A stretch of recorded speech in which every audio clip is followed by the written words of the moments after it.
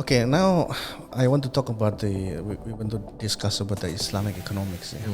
You know that Islamic economics, can be divided into various kind of sectors. Yeah, you want to talk about the Islamic economic itself, theoretically, philosophically, or you talk about the Islamic banks, Islamic capital market, and other sectors. Yeah.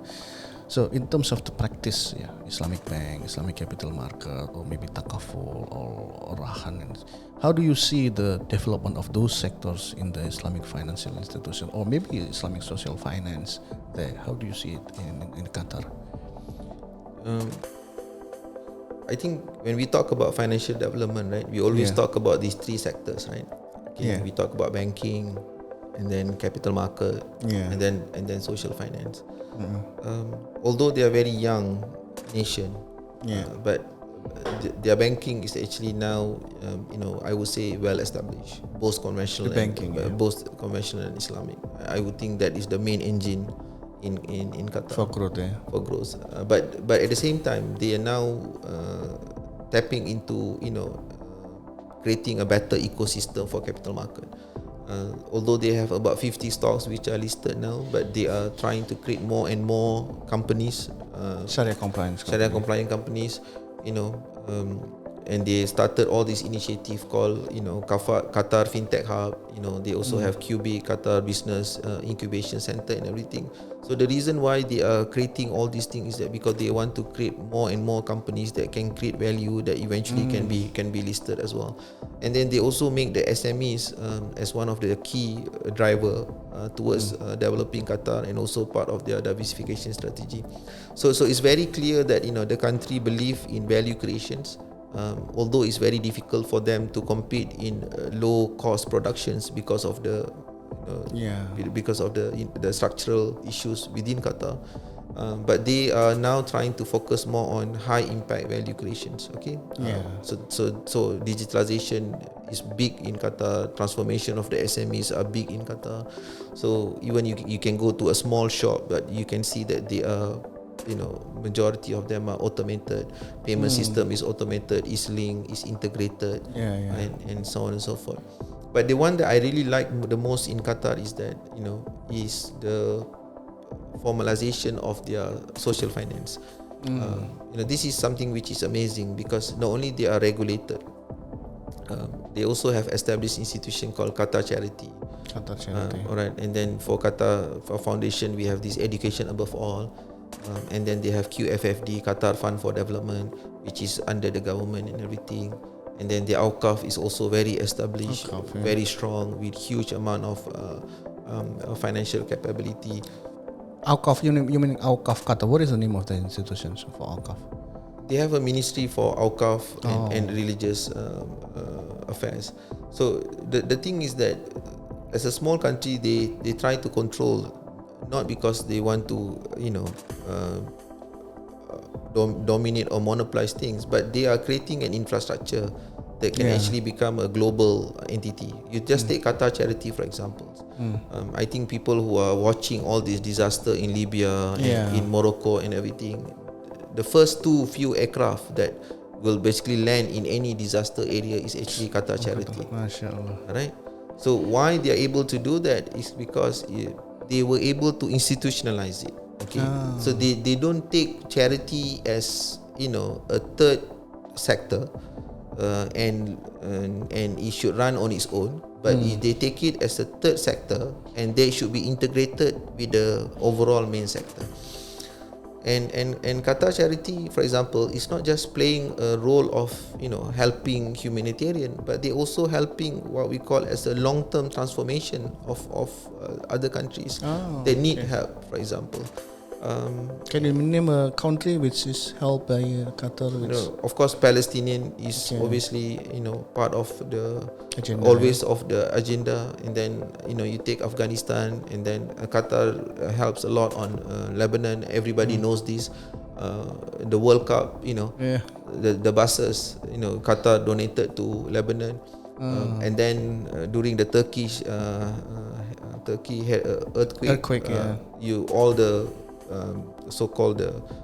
compartment they use for World Cup housing. They donate containers. They donate to Turkey. So they are actually playing a leading role together with other Muslim countries as well. So this is giving more and more, I would say, rights for Qatar in terms of spreading the policy which is required in terms of building the nations. So of course, being a small country is quite easy and flexible for them to do that, supported by substantial revenue they're getting from oil and gas and other sectors as well. But having said that, the commitment of the government and the top leadership of the country and creating all these state-owned enterprise and all these institutions and ensuring that it's also being managed in the way that it's supposed to be managed are actually benefiting for the country and other Muslim nations too. So yeah. So you mentioned about the SMEs, and the financial institution who help the SME. Is it the bank or is it other institutions? Because sometimes in the context of Indonesia or maybe in Malaysia also, sometimes SMC they don't have like collateral, things like that, whereas bank they need collateral. So how do this solve this problem in the context of Qatar? So this is where I think we need to understand the role of Qatar Development Bank, which is the development institutions, the FIs that support the SMEs. Of course, they have their own set of challenges with the high NPL and so on and so forth. But the government is actually committed in terms of supporting young and infant industries that align with Qatar agenda. You just take food security. So I always like to talk about this is because when they had this blockade, they realized that they have to achieve this food security, and then they created this company called Balatna. Although at the early stage, there were a lot of money were given to Balatna in terms of, but today because of the presence of Balatna, Qatar is actually have achieved food security as far milk, beverages and yogurt and all those things are concerned. Produced by factory. Yeah, and the beauty is that they are now quite successful. They are actually investing in other countries. Okay, because everybody knows now is that you just need a system, you need a model, and then you can actually invest this model in other countries, and you can actually become an exporter once you have a competitive advantage. So and food security is a critical issue in the Muslim world. Of course. So this is sometimes people take it like, oh, this is just a small initiative, but if you study the success of a state-owned enterprise, majority of the state-owned enterprise knew what we call as an incubation period. Maybe few years. Today everyone is talking about Toyota, very successful, but not many people know that at one time Toyota cannot even sell their product in America because the quality of the car is so bad, and if you follow the typical economic argument, people should close down Toyota. Right? But the government is committed to support Toyota, and today for 17-15 years they were not even able to make that much of money, but today is one of the leading car manufacturer in the world. So the point is that, and this is purely supported by Japanese government at that particular time. So the role of government is very important because in the competitive and complex world, in order for you to create a new idea and to let the idea grow, you're going to take many years. So the commitment of the institutions and the government is very important. So that's why in the beginning I say, you may say they are successful because they have money, but they are also successful because they have the commitment and they try to put the right infrastructure in place. They are not perfect, just like any other countries. But the idea and the vision is correct. Maybe the implementation, of course, like any other people, we can improve, but but inshallah, I pray for the country to become better and better. So we're coming towards the end of our discussions. This is specifically towards your campus in terms of the developing the Islamic economics theory, research, and so on. So, what is actually the main focus to develop the research in your campus, maybe also the curriculum that geared towards the research on the Islamic economics? We are probably the only college that offer Islamic finance and economics.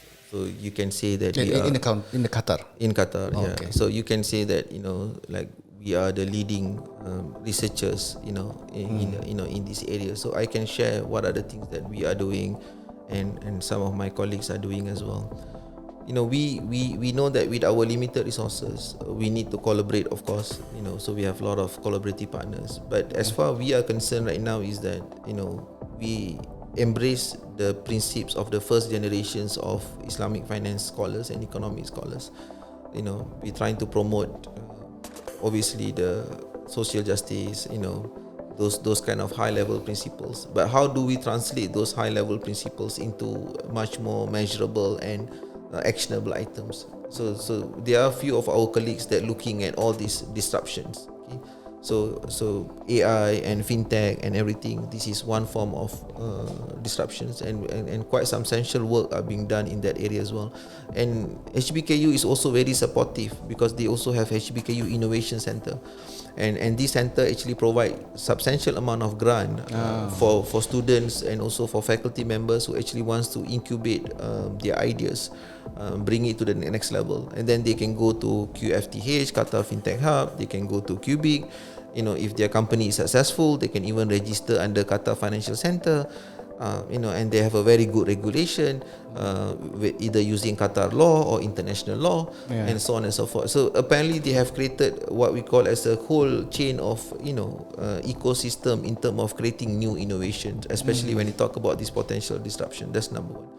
Number two, our college, we are also trying to go big on sustainability because this is Qatar government agenda. For example, one of the work that currently I'm working with my colleagues is that we are trying to create a framework for waste management for Qatar Gas. Waste management. So using circular economic framework, and Qatar Gas is basically one of the largest company in Qatar and in the world as well. And then at the same time, we continue in terms of our commitment to further strengthen capital market institutions, banking institutions, and also the social finance institutions. So this is becoming a bread and butter issues that for us reflect the true identity of our research in terms of enhancing the capability of these institutions. And I keep saying again and again, the benefit of who we are is that because we are in the ecosystem that we can do trial and error. Because the country allow, for example, strong partnership between academia and also industries. So that partnership is actually allowing us to support the growth of the industries. And pardon me of saying that, because being a young nation, they are learning to grow, and we as expatriates who come from so-called matured countries, so we are actually able to bring an old idea and try to basically integrate with new ideas and try this thing out with a young nation like Qatar.